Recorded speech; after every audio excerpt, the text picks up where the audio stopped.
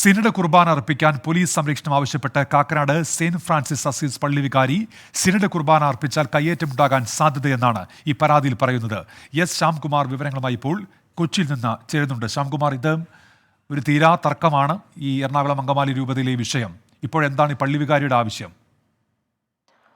ഉന്മേഷെ, കാക്കനാടുള്ള saint Mary's പള്ളിയിലെ വികാരിയായ ആന്റണി മാൻകുറിയിലാണ് പരാതിയുമായി info park പോലീസിനെ സമീപിച്ചത്. ഈ പരാതിയിൽ പറയുന്ന ഏറ്റവും പ്രധാനപ്പെട്ട കാര്യം, സിനഡ് കുർബാന അർപ്പിച്ചാൽ ഒരു വിഭാഗം വിശ്വാസികൾ തനിക്കെതിരായി തിരിയാൻ സാധ്യതയുണ്ട്. അതുകൊണ്ട് തന്നെ പള്ളിയിലെത്തുന്ന വിശ്വാസികൾക്കും തനിക്കും സംരക്ഷണം നൽകണമെന്നുള്ളതാണ് വികാരിയുടെ ആവശ്യം. ഇത് കാണിച്ചാണ് പരാതി നൽകിയിരുന്നത്. ഇന്ന് പള്ളിയിൽ പോലീസിന്റെ സംരക്ഷണം ഒരുക്കുകയും ചെയ്തിരുന്നു. വരും ദിവസങ്ങളിലും ഈ സംരക്ഷണം ഉണ്ടാകണമെന്ന ആവശ്യമാണ് പരാതിയിൽ ഉന്നയിച്ചിരിക്കുന്നത്.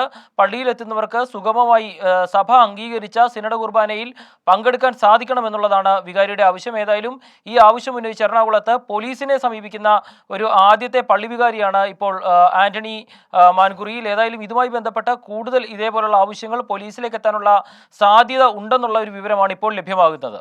ശരി, എസ് ശ്യാംകുമാറാണ് വിവരങ്ങൾ നൽകിയത്. 24 അഞ്ചിന്റെ വജ്രത്തിളക്കം.